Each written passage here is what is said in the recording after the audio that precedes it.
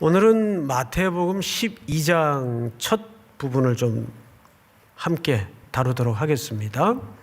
우리 지난주 11장 마치면서 수고하고 무거운 짐진 자들아 다 내게로 오라.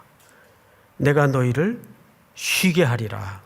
쉼으로 초대였어요. 그래서 오늘은 12장으로 넘어오면서 그 쉼은 어떤 정체성을 갖고 있는가? 도대체 예수님께서 말씀하시는 쉼은 어떤 내용을 담고 있는가에 대한 내용을 이제 어떤 발단된 사건을 통해서 예수님께서 우리에게 가르치고자 하는 거죠. 자, 우선 본문 1절을 좀 볼까요? 12장 1절. 그때에 예수께서 안식일에 밀밭 사이로 가실새 제자들이 시장하여 이삭을 잘라 먹었어요. 자, 분명 이 밭은 제자들의 밭도 아니고 예수님의 밭도 아니고 누구의 밭일까요? 현실적으로는 남의 밭이에요. 근데 그 밭을 지나가다가 제자들이 마침 허기가 왔던 것 같아요. 그래서 남의 밭에 이삭을 손으로 잘라서 먹었다. 근데 이게 이제 바리새인들에 의해서 시비가 된 겁니다. 그래서 바리새인들이 이 건을 가지고 스승이신 예수님에게 고발을 한 거죠. 어떻게 당신 제자들이 이런 짓을 하냐? 남의 밭에 이삭을 잘라 먹은 걸 가지고 그랬을까요? 그래서 율법은 어떻게 얘기했는가? 이들이 목숨처럼 붙들고 있는 그 율법을 원본을 한번 보자고요. 우리 신명기 23장을 한번 띄워주실까요? 네 이웃의 곡식밭에 들어갈 때는 네가 손으로 그 이삭을 따도 되느니라. 따도 된다 그랬습니까? 안 된다 그랬습니까? 네, 된다 그랬어요. 이것이 율법에 담아진 허기진 자들에 대한 따뜻한 배려예요. 그래서 내가 근데 뭘로 따도 된다 그랬어요? 손으로 따도 된다 그랬어요. 제자들이 지금 뭘로 땄나요? 손으로 땄어요. 그러나 단서 조항이 붙었죠? 네 이웃의 곡식밭에 뭘 대서는 안 되죠? 낫을 대서는 안 된다. 생각을 해보세요. 남이 실컷 1년 동안 지어놓은 농사를 막 양손에 낫 들고 들어가가지고 다 베버리면 그건 도둑놈이죠. 그렇게 무자비하게 남의 것에 손을 대서는 안 되지만, 예를 들어 지금 상황처럼 허기가 져서 지나가다가 손으로 그죠? 일정 부분 따서 허기가 가실 정도의 음식을 먹어서는 괜찮다. 이렇게 조금 모호하지만 이 모호함 속에 하나님이 이웃에 대한 배려를 설명해 놓은 겁니다. 근데 뭘로는 안 된다? 막 트랙터 갖고 와서 낫 들고 이건 도둑놈들이죠. 그러니까 이 율법의 기준으로 해서 볼 때는 정확하게 제자들이 뭐 문제 있어요? 그런데 바리새인들이 시비를 건 것은 남의 밭에 들어가서 밀을 따먹었기 때문이 아니에요. 바리새인들의 고발의 이유를 다시 보십시다. 본문으로 눈을 돌려서 바리새인들이 보고 예수께 말하되 보시오, 당신의 제자들이 언제? 안식일에. 이것이 언제 일어난 일입니까?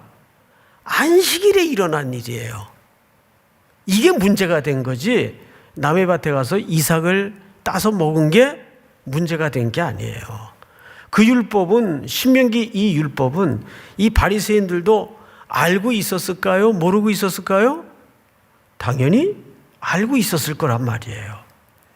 그래서 바리새인들이 여기서 고발한 것은 안식일에 그런 일을 했기 때문에, 그러니까 바리새인들의 기준에서는 안식일이라는 날을 지키는 게 더 중요하지 사람이 허기지냐 안 지냐는 두 번째 문제예요. 이게 문제예요. 자, 그러면 그 당시에 이스라엘 백성들은 안식일을 얼마나 중요하게 지켰는가? 과장 일도 안 하고 목숨처럼 지켰어요. 목숨처럼. 그러면 이 바리새인들이 왜 이 지경이 됐을까? 왜 그 문자라는 작구에 그렇게 독하게 매달려서 목숨을 걸 만큼 이렇게 과잉스러운 반응을 살게 되었을까? 그 사연을 들어보면 이해가 돼요. 그래서 그런 경우까지 갈 때는 그럴 만한 이유가 있더라고요. 그 이유가 잘못된 이유이든 타당한 이유이든, 이스라엘 백성들의, 유대 민족들의 기억 속에 제일 혹독한 피눈물 나는 세월은 바벨론 포로 시기입니다. 시편에 보면 그들이 바벨론 강변에, 그 바벨론의 강변이라는 표현은 자연적인 강을 얘기하는 게 아니고 그 히브리 노예들이 먼 바벨론까지 끌려가서, 북쪽으로 끌려가서 그 물이 없는 땅에 관계수로를 다 판 거예요. 그걸 시인들은 강이라고 표현을 한 거죠. 그래서 히브리 단어가 달라요. 정관사가 붙어 있고 붙어 있지 않고에 따라서 이게 자연의 강인지 관계수로인지 달라요. 예배도 드릴 수 없죠. 그들의 입술에 찬양도 멎었죠. 고국은 폐허가 되었죠. 품에 안고 켜던 악기조차 숨을 멎었어요. 그리고 그 수금을 강변 나무가지에 걸어놓고 고향 생각을 하면서 울어요. 예배도 드릴 수 없는 이 처절한 상황. 그때 쓰여지는 포로 시기의 예언서들이 있었습니다. 성경이 있었습니다. 예를 들어서 예레미야서라든지 또 열왕기 상하라든지 이런 걸 선지자들의 붓을 통해서 하나님이 기록을 해요. 그러면 그 성경의 첫 번째 당시 독자들은 누구였을 것이고 누구를 대상으로 하나님께서 선지자들에게 그 글을 쓰게 했을까요? 이스라엘 포로들이에요. 포로들이 그 글을 읽습니다. 깊이 깨달아요. 우리가 이와 같은 처절한 고난과 핍박을 겪는 것은 결국 우리 선조들이, 이스라엘의 왕들이, 유다의 왕들이 하나님의 말씀을 떠났고 우상 숭배에 빠져 있었기 때문에 이런 징벌을 겪는구나. 우리 다음 세대에 많은 이 슬픈 역사를 물려줘서는 안 되겠다 해서 회당이 만들어집니다. 회당은 그래서 포로 시기에 만들어져요. 그리고 그 회당을 책임지고 말씀을 보존하고 말씀을 기록하고 말씀을 가르칠 수 있는 서기관이라는 직책들이 포로기에 만들어지는 거예요. 이것을 뭐라고 역사학자들은 미시나에 기록해 놨는가 하면 Great Synagogue Movement, 그러니까 회당 부흥 대운동이에요. Great Synagogue Movement.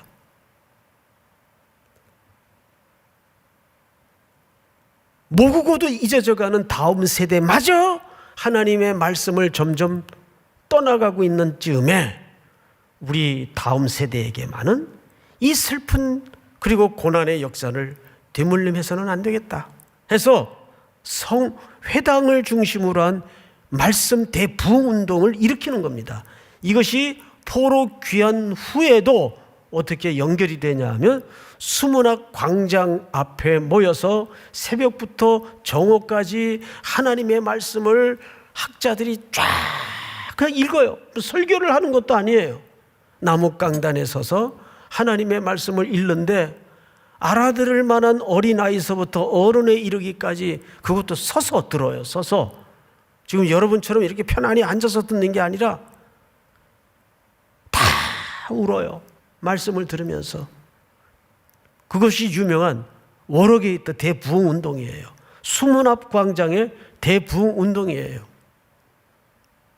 여러분, 그러면서 이것이 점점점 강화되고 심화되고 과열되고 과잉이 되다가 바리새인들이 등장을 하고 서기관들이 등장을 하면서 진리도록 진리 얘기하다가 그것이 그냥 이 모양이 된 거예요.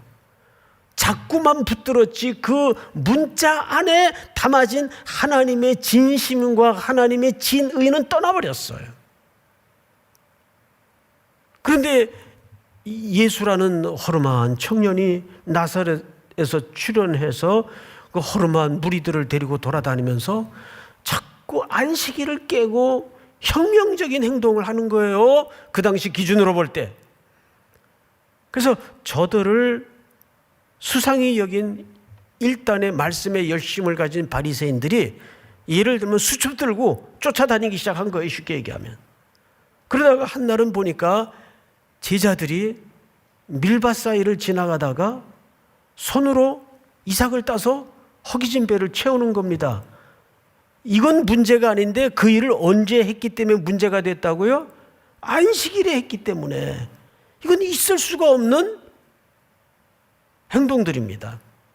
그래서 오늘 2절에 보니까 바리새인들이 보고 예수께 말하되 보시오 당신의 제자들이 안식일에 하지 못할 일을 하나이다. 이렇게 된 거예요.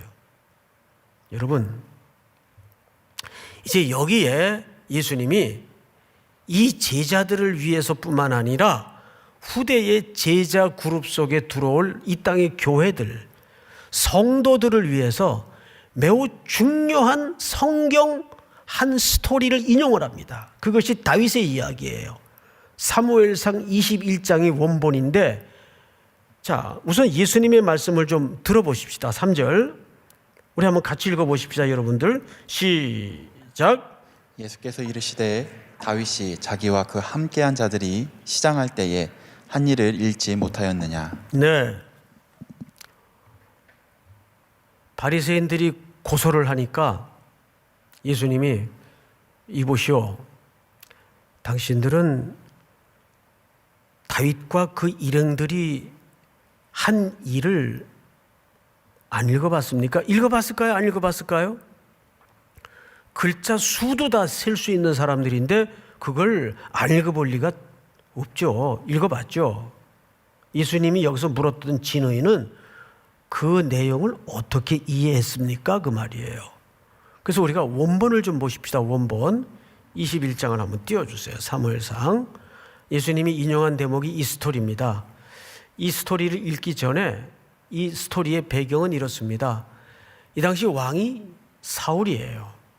사울은 이쯤에 거의 미치광이가 되어가던 때예요. 누구를 못 잡아먹어서, 정적 다윗을 못 잡아먹어서 수없이 살해의 위협을 가하고 다윗을 추적하던 때입니다. 다윗은 지금 도망길에 있었어요. 자, 그 맥락에서 보십시다. 다윗이 노브로 도망을 갔어요. 노브에 가서 제사장 아히멜렉에게 이르게 됩니다. 아히멜렉이 떨며, 자, 여러분, 아히멜렉이 다윗을 보자마자 왜 떨었을까요? 지금 이 나라의 미치광이 왕이 가장 죽이려고 추적하던 다윗이 자기를 찾아왔으니까 혹 자기에게도 그 위험이 끼칠까 봐 무서웠던 거죠. 왜 하필 날 찾아왔을까? 떨며 다윗을 영접하여 그에게 이르되 어찌하여 네가 홀로 있고 함께하는 자가 아무도 없느냐? 그렇지 않습니까? 그래도 어쨌든 다윗이 꽤 지위가 있었던 지금 상황인데 그냥 맨몸으로 혼자 쑥 찾아 들어오니까 제사장이 이상했겠죠. 그래서 아니 당신은 어떻게 혼자 왔어? 무슨 일이요? 갑자기. 다윗이 3절에 가서 거짓말을 합니다. 3절. 2절입니다. 2절. 다윗이 제사장 아히멜렉에게 이제 대답을 핑계를 대요. 아, 왕이 내게 일을 명령하고 이르시기를 내가 너를 보내는 것과 네게 명령한 일은 아무것도 사람에게 알리지 말라 하시기로 내가 나의 소년들을 이러이러한 곳으로 오라고 말하였나이다. 이 무슨 얘기냐면, 아, 내가 지금 특수임무를 띠고 왕의 명령을 받아서 지금 홀로 그 임무를 수행 중에 있는데 이 일을 아무한테도 말하지 말라 그래서 혼자 왔습니다. 그래서 슬쩍 둘러대는 거예요. 자, 그 다음 3절을 볼까요? 다윗이 이어서 계속 얘기하죠. 이제 제사장에게 요구합니다. 당신의 수중에 무엇이 있나이까? 떡 5덩이나 무엇이나 있는 대로 내 손에 주소서 하니. 여기서는 다윗이 배가 고파서 찾아왔다는 표현이 없어요. 그런데 마태가 그 표현을 사용하죠. 예, 마태가. 그래서 아마 시장에서 찾아 들었던 것 같아요. 근데 뭘 구했죠? 제사장에게 혹 그 떡 5덩이나 아무거나 있으면 좀 주십시오. 이렇게 된 거예요. 하필 떡이 몇 덩이죠? 5덩이예요. 자, 이 맥락에서도 굉장히 중요한 의미가 있는데 오늘 그 부분을 설명하기엔 시간이 모자라니까 어쨌든 여기서 우리가 한 가지 깨달았던 것은 다윗은 5라는 숫자를 참 좋아한다. 예? 물맷돌 돌멩이도 몇 개 들고 나갔어요? 5개 들고 나갔어요. 자, 그 부분에서 나중에 또 설명할 기회가 있을 거예요. 그러자 4절에 제사장이 다윗에게 대답하여 이르되 보통 떡은 내 수중에 없습니다. 일반 떡은 없다 그 말고 특별한 떡이 있나요? 예, 특별한 떡이 있죠. 어떤 떡이 특별한 떡인가 하면 안식일 날 진설하는 진설병이라고 있어요. 그 떡을 보통 거룩한 떡 진설병이라고 얘기합니다. 볼까요? 거룩한 떡은 있나이다. 그 소년들이 여자를 가까이만 하지 아니하였으면 주리라 하시는지라. 이게 무슨 얘기냐면 그 떡을 먹을 자격이 있는 자는 일정 신분상 거룩한 상태이어야 그 떡을 먹을 수가 있어요. 다음 절 다 같이 한번 읽어볼까요? 시작. 다윗이 제사장에게 대답하여 이르되 우리가 참으로 3일 동안이나 여자를 가까이 하지 아니하였나이다. 내가 떠난 길이 보통 여행이라도 소년들의 그릇이 성결하겠거든 하물며 오늘 그들의 그릇이 성결하지 아니하겠나이까 하매. 그 다윗이 우린 3일 동안 여인과 가까이 한 적이 없습니다. 그러니까 그 떡을 먹을 수 있습니다. 6절 제사장이 그 거룩한 떡을 주었으니 거기는 진설병 맞죠? 진설병으로 등장을 하죠. 곧 여호와 앞에 물려낸 떡밖에 없었음이라 이 떡은 더운 떡을 드리는 날에. 여러분 더운 떡은 무슨 떡이에요? 말 그대로 온기가 남아있는 떡. 그러니까 막 만든 지 얼마 안 되는 떡은 따끈따끈하겠죠. 그러니까 안식일 날 떡을 드릴 때 이 떡은 그렇게 막 방금 구운 떡을 드리도록 돼 있어요. 드리는 날에 물려낸 것이더라. 이 무슨 얘기냐면 안식일 날 예배가 끝나고 난 다음에 그 떡은 물려냅니다. 그러면 그 떡은 누구만 먹도록 돼 있는 거 아니? 레위기 24장에 보면 한번 띄워주세요. 안식일마다 이 떡을 여호와 앞에 항상 진설할지니 이는 이스라엘 자손을 위한 것이요 영원한 언약이니라. 9절 중요합니다. 다 같이 시작. 이 떡은 아론과 그의 자손에게 돌리고 그들은 그것을 거룩한 곳에서 먹을지니 이는 여호와의 화제 중 그에게 돌리는 것으로서 지극히 거룩함이니라. 이는 영원한 규례니라. 예, 9절을 그대로 좀 두십시오. 이 떡은 누가 먹도록 되어 있는가 하면 아론과 그의 자손들에게 돌리고 무슨 얘기예요? 제사장만 먹는 떡이에요. 이 떡은, 거룩한 떡은, 안식일 날 진설된 진설병은 아무나 함부로 먹을 수 있는 게 아니고 제사장만 먹을 수 있는 떡이에요. 뭘로 알 수 있죠? 아론과 그의 자손에게 돌리고 그랬어요. 아론과 그의 자손들은 제사장 직분을 맡은 혈통들입니다. 그리고 그것을 어디서 먹을지니? 거룩한 곳에서 먹을지니. 거룩한 곳은 성소 안을 얘기합니다. 그 밖에 막 돌아다니면서 먹는 떡이 아니에요. 자, 그러면 세 개의 고리가 모아져요. 잘 생각해 보세요.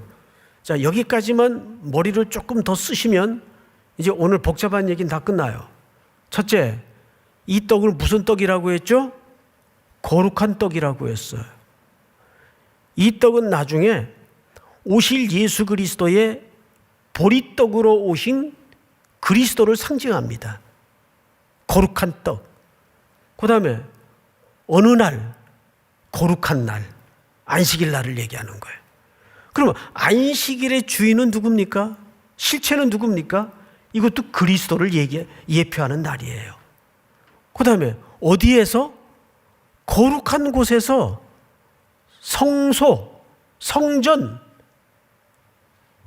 그러니까 거룩한 곳에서 거룩한 떡을 거룩한 날, 거룩한 자만 먹도록 돼 있어요. 그러면 이 네 가지 연결고리가 전부 공통점이 뭐죠? 거룩함이에요. 그리고 누구를 결국 예표하는 주제들입니까? 예수 그리스도를 결국 예표하는 그림들이에요. 그런데 지금 노브 땅의 아히멜렉은 그 떡을 누구에게 덜컥 주어버렸어요? 다윗에게 주어버렸어요. 다윗과 그 일행들에게 주어버렸어요. 그러면 이 레위기 24장 9절의 계명으로 볼 때 아히멜렉 제사장은 법 위반이에요. 누구만 먹도록 되어 있는데? 제사장만 먹도록 되어 있는데 이 떡은 아론과 그의 자손에게 돌리고 그들은 그것을 거룩한 곳에서 먹을지니 이는 여호와의 화제 중 그에게 돌리는 것으로서 지극히 거룩함이니라. 이는 영원한 규례니라. 맞죠? 자, 그런데 여기 아주 이 법이 모호해요. 뭐냐 하면 이 떡은 아론과 그의 자손들, 즉 제사장들에게만 먹도록 되어 있는데 이 처벌 규정이 없어요. 만약에 다른 사람이 먹을 경우에는 전신에 나병이 걸릴지니라 라든지 벼락이 쳐서 죽게 될 것이다 라든지 처벌 규정이 있어요, 없어요? 없어요. 그런데 그래서 제가 이상해서 어제 그 헌법을 전공한 우리 목사님 한 분에게 이걸 좀 헌법 내용 속에 이런 규정이 있나 좀 부탁을 했어요. 그랬더니 있더라고요. 그 법명이 뭔가 하면 죄형 법정주의라는 법이 헌법에 있더라고요. 이 죄형 법정주의라는 것은 어떤 것인가 하면 말하자면 예를 드는 겁니다. 빨간 불이 켜질 때는 멈추십시오. 이게 법이에요. 그런데 빨간 불이 켜졌는데 가버렸어요. 멈추지 않았어요. 그런데 거기에 만약에 멈추지 않을 경우에는 사형에 처합니다. 무기징역에 처합니다.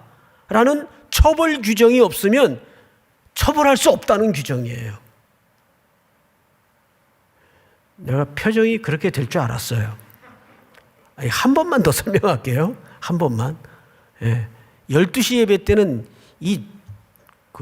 법 이름을 몰라가지고 내가 3시 예배 때 꼭 설명을 드리겠다 그랬어요. 한 번만 더 설명을 드릴게요. 어떤 명령에 관한 법으로서의 규정은 있는데 그거를 안 지킬 경우에는 징역 10년에 처할 것입니다.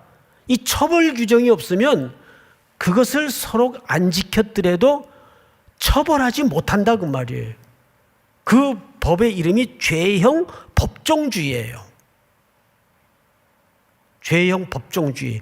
그런데 놀랍게도 이 다윗의 어긴 이 율법을 기초로 해보니까 레위기 24장 9절에 다시 한번 띄워주실까요? 이 떡은 아론과 그의 자손에게 돌리고 그들은 그것을 거룩한 곳에서 먹을지니 이는 여호와의 화제 중 그에게 돌리는 것으로서 지극히 거룩함이니라. 이는 영원한 규례니라. 여러분, 누구에게 돌리라고 되어 있지 안 돌릴 경우에는 죽는다든지 처벌 규정이 있습니까? 없습니까? 없단 말이에요. 이게 의도적인 모호함이에요. 은혜는 이 속에 감춰져 있는 거예요. 사실은. 자, 그러면 예수님이 이 규정을 꺼내놓은 이유가 있습니다. 뭐냐 하면 오늘 본문을 잘 보세요. 4절. 12장 4절입니다. 그가 다윗이죠.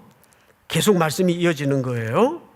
그가 하나님의 전에 들어가서 제사장 외에는 자기나 그와 함께한 자들이 먹어서는 안 되는 진설병을 먹지 아니하였느냐. 5절 다 같이 한번 읽습니다. 시작. 또 안식일에 제사장들이 성전 안에서 안식을 범하여도 죄가 없음을 너희가 율법에서 읽지 못하였느냐. 이게 무슨 얘기냐 하면 여러분, 제사장들은 예외 규정이 있어요. 그 예외 규정이 뭐냐 하면 안식일 날을 지키려면 제사 준비를 해야 돼요. 떡도 만들고 불도 피우고. 그럼 그게 안식일 날 뭘 하는 겁니까? 절대 해서는 안 되는 일을 하는 거예요. 일을. 그런데 제사장들의 그 일, 땀 흘려 일하는 과정 없이 안식일이 준비되고 제사가 준비될 수 있어요? 그건 불가능한 거예요. 그래서 제사장들이 거룩한 곳에서, 즉 성소 안에서 거룩한 날, 거룩한 제사를 드리기 위해서 땀을 흘리고 일을 하는 것은 예외 규정이 있단 말이에요. 그럼 생각을 해보세요. 다윗이 하나님의 전에 하나님의 성소에 들어가서 거룩한 떡을 먹었어요. 그것도 하나님이 자비를 베푸신 건데 누구를 통해서? 아히멜렉을 통해서. 아히멜렉이라는 제사장은 뭘 기초로 다윗에게 그 떡을 주었을까요? 율법을 기초로 준 게 아니에요. 율법을 기초로 했다면 줘서는 안 되죠. 왜? 제사장만 먹어야 되니까. 그런데 율법보다 더 중요한 가치인 생명의 기초를 뒀단 말이에요. 지금 당장 이 다윗과 일행들이 배가 고파요. 먹을 게 없어요. 그러니까 그 아히멜렉이라는 놉당의 제사장은 율법을 기초로 떡을 준 것이 아니라, 율법을 기초로 거룩한 떡을 준 것이 아니라 자비와 인애와 사랑을 기초로 그 떡을 준 거라고요. 그런데 지금 제자들은 누구랑 같이 있어요? 율법의 주인이시오, 완성자이시오, 율법의 최종 해석자이시오, 안식일의 주인이시오, 거룩한 떡이시오, 거룩한 성전의 실체이신 예수 그리스도와 같이 있는 제자들이야 하물며 그 뜻이에요. 지금 제자들은 그리스도 안에 있잖아요. 누구도, 우리도 그리스도 안에 있잖아요. 자, 6절을 볼까요? 내가 너희에게 이르노니 성전보다 더 큰 이가 여기 있느니라. 자신을 가리키는 거예요. 왜 예수님이 성전보다 더 클까요? 여기 크다는 말은 부피 개념이 아니에요. 부피 개념을 설명하는 것이 아니라 성전, 안식일, 거룩한 떡이 전부 모형이었단 말이에요. 누가 오시기로 한 예수 그리스도께서 오셔야 됨을 설명하기 위한 하나의 모형이었어요. 그런데 그 모형이 더 중요합니까? 실체가 더 중요한 겁니까? 실체가 더 중요한 거죠. 그 이야기를 내가 성전보다 큰 사람이다. 그러니까 내가 실체다 그 말이에요. 지금 제자들은 모형 안에 있는 것이 아니라 예수 그리스도라는 실체 안에 누림을 경험하고 있단 말이에요. 누구도. 지금 여러분들도. 그렇다면 이 안식일이라는 규제가, 율법이 우리를 주장할 수 있어요, 없어요? 주장할 수 없다고요. 율법의 규례들이 우리를 주장할 수 없다고요. 그러면서 7절을 보세요. 이게 실질적인 오늘 결론입니다. 우리 전체가 한번, 우리 모니터로 예배하는 분들도 큰 소리로 다 같이 시작. 나는 자비를 원하고 제사를 원하지 아니하노라 하신 뜻을 너희가 알았더라면 무죄한 자를 정죄하지 아니하였으리라. 어마어마한 이야기를 결론으로 말씀하시는 거예요. 예수님이 결국 그 안식일 속에 수고하고 무거운 짐진 자들아 다 내게로 오라. 내가 너희를 쉬게 하리라. 나는 마음이 온유하고 겸손하니 내게로 와서 나의 멍에를 메고 내게 배우라 그랬어요. 이것이 지난주 초대의 폼이었다면 어떤 쉼을 준다는 얘기일까요? 자비. 나는 자비를 원하고 제사를 원치 않는다. 제사라는 것은 드리고 나면 내년에 또 드려야 돼요. 구약의 제사는 내년에 드리고 나면 그 다음에 또 드려야 돼요. 그랬던 제사는 전부 오리라 약속한 누구를 지향하고 있었던 액션이었습니까? 그렇게 반복되는 거듭되는 제사를 통해서 인류는 영원히 이 제사가 필요 없는 메시아 예수 그리스도가 오셔야만이 인류에겐 참된 안식과 쉼이 가능하다. 그래서 히브리서에 예수님은 영원히 단번에 십자가의 제물이 되셔서 거기에 우리의 죄를 없는 걸로 하시는 것이 아니라 대가를 지불하시고 자기의 죽음으로 십자가의 대가를 지불하시고 우리를 동이 서에서 먼 것처럼 죄 없다 도말해 주시며 자기에게로 우리를 초대하시는 거예요. 그러면서 예수님이 오늘 여기서 내린 결론이 뭐냐면 나는 자비를 원한다. 인애를 원하고 사랑을 원하는 거지 제사를 원하는 것이 아니다. 이제 이 속에 담아진 진의가 뭘까요? 오늘날 이 바리새인들은 논리적이고 똑똑하고 거듭되는 반복된 경건 생활을 통해서 점점점 자기의 의만 견고히 쌓아가는 실질적인 바벨탑을 쌓는 인생을 살았던 겁니다. 오늘날 교회 안에 많은 이런 바리새인들이 말씀을 근거로 사람을 정죄하고 죄인 만들고 공격하고 하는 일들이 얼마나 많습니까? 우린 두 가지 삶의 원칙을 영원히 붙들어야 돼요. 첫째는 내 인생길에 수없이 밀려오고 부닥쳐오는 어떠한 쓰나미 같은 인생사 앞에 우리는 첫째, 그 순간에도 내가 생명을 살리는데 결정적인 자리에 서 있는가. 그리고 두 번째는 나는 어떤 경우 앞에서도 그분의 자비만이 내가 구원의 이유라는 것을, 사는 이유라는 것을 고백할 수 있는가. 여러분, 다윗은 승승장구하던 인물이었어요. 그런데 그의 인생의 최고의 절정기에 한 여인에게 몹쓸 짓을 저지름으로써 나단 선지자의 지적 앞에 악소리도 내지 못하고 무너집니다. 그러면서 그가 토해내듯 피를 토하듯 고백했던 시어 중에 하나가 내가 죄악 중에 출생하였으며 모태에서부터 내가 죄인이었다는 고백을 해요. 나를 정하게 하사 내 영을 새롭게 하소서. 우슬초로 나를 정결하게 하소서. 그러면서 그가 그 시호를 통해서 바라본 결론이 인간 안에는 의가 없구나. 하나님의 자비를 바라보게 되는데 그 눈뜸이 뭐냐 하면, 그래서 하나님과 인간 사이에 중보자가 필요하구나. 그리스도가, 메시아가 오셔야 되겠구나. 이 의는 외부로부터밖에 올 수가 없구나.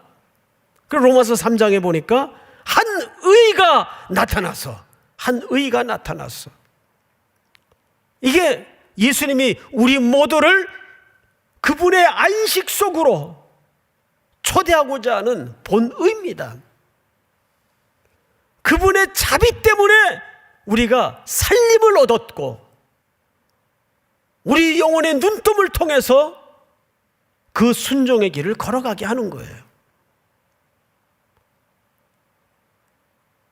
이 땅에는 사람들의 기준과 성공의 평가가 어떤 스펙을 쌓았느냐, 얼마나 가졌느냐, 얼마나 높은 자리에 있느냐가 세상의 성공의 평가 기준이라면, 정말 그리스도인들이 인생을 성공하는 평가 기준은 달라야 돼요. 그런 평가 기준은 너하고 남 주고 우리가 인생을 성공했다고 고백할 수 있으려면 내게로 와서 배우라는 주님의 초대처럼 나는 평생 생명을 살리는 쪽에 내 결정에 의지를 두고 있는가? 또 하나는 나는 내 존재의 근거가 예수 그리스도께서 내 죄를 위해서 죽으신 그 십자가에 내 인생의 근거가 꼽혀 있는가? 이 두 가지를 정확하게 답할 수 없으면 그건 성공한 인생이 아니에요. 사랑하고 사랑하는 우리 3일의 형제 자매 여러분, 우리는 전해야 될 복음이 그래서 세상이 비슷하게 가져다 주는 어떤 평안함, 어떤 이 땅의 물량적인 축복, 그런 것이 여러분들이 약속해야 될 복음의 내용도 아니고 교회가 말해야 될 복음의 내용도 아니에요. 진정 우리 3.1교회가 주님 오시는 그날까지 우리 형제자매들이 달려가야 될 복음의 내용은 두 가지입니다. 나는 그 십자가에 꼽혀진 내 인생의 자비의 은혜를 통해서 여전히 이 땅에 그 복음을 경험하지 못하는 공고한 낮고 천한 이웃들을 향해서 생명을 살려내는 일에, 생명을 건져내는 일에 내 인생이 소모되고 투자되고 있는가? 또 밝아오는 새날에도 이 보혈의 은총이 여러분들의 순종의 행보를 통해서 온 땅에 편만해지고 번져나가는 은혜가 있기를 주님의 이름으로 축복합니다. 우리 다 일어나십시다. 나 같은 죄인 살리신 주 은혜 놀라와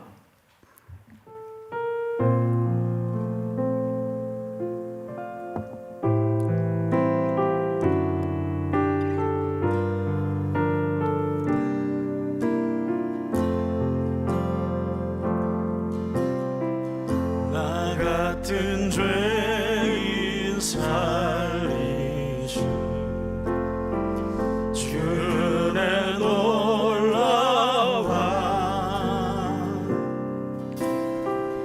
잃었던 생명 찾았고 광명을 얻었네.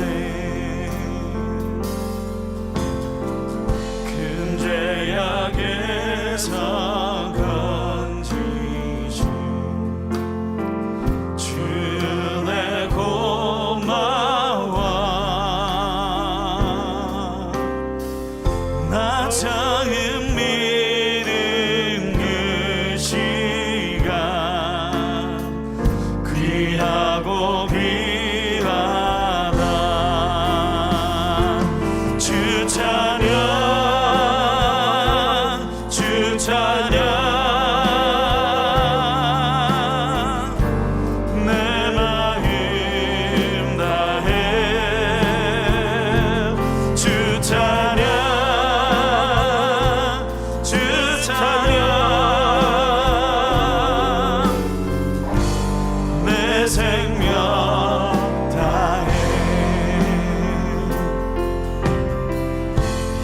이제껏 내가 산 것도 주님의 은혜라. 주님의 은혜라. 더 나를 장차 본향에 인도해 주시리. 거기서 우리 영원히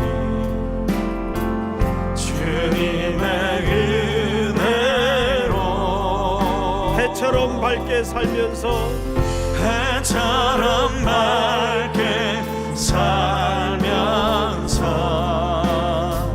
주 찬양하리라. 주 찬양 주 찬양 내 마음 다해. 주 찬양 주 찬양 내 생명 다해. 주 찬양. 주 찬양 주 찬양 내 마음 다해. 주 찬양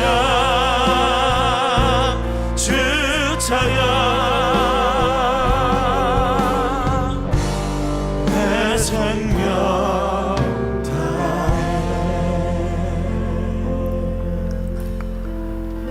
나는 인자를 원하고 제사를 원치 않는다는 주님의 선언 속에 우리가 소명되어 있음을 진심으로 감사를 드립니다. 우리 인생의 기반이 그리스도의 자비에 서 있음을 감사합니다. 이제는 우리의 가는 길이 생명을 살려낸 일에만 본업을 삼게 하시고 이 귀한 찬양의 고백이 어떤 길 속에 걸어갈지라도 주님을 향하여 우리 입술에 식어짐이 없도록 함께하여 주시옵소서. 이 시간도 각처에서 고단한 삶을 살고 있는 모든 교우들을 향해서 여전히 쉼에로 초대하시고 안식에로 초대하시는 십자가에 흘리신 보혈의 사랑 속에 눈뜨는 귀한 예배의 시간이 될 수 있도록 함께하여 주시옵기를 원합니다. 주님께서 흘리신 보혈의 공로가 내가 사는 이유이며 걸어갈 목적지임을 기억하여 한 걸음 한 걸음 좌로나 우로 치우치지 말고 주님의 부름 앞에 주님이 걸어가신 그 길을 흥겨운 즐거움으로 깊이 순종하여 노래하며 걸어갈 수 있도록 용기와 담력과 은혜를 자비를 새롭게 하여 주시옵소서. 지금은 우리 구주 예수 그리스도의 은혜와 하나님 아버지의 사랑과 성령님의 교통하심이 머리 숙여 경배를 드리는 모든 3일의 성도들, 해외 군에 출타 있는 가족들, 복중의 생명까지 영원토록 함께 있을지어다. 아멘.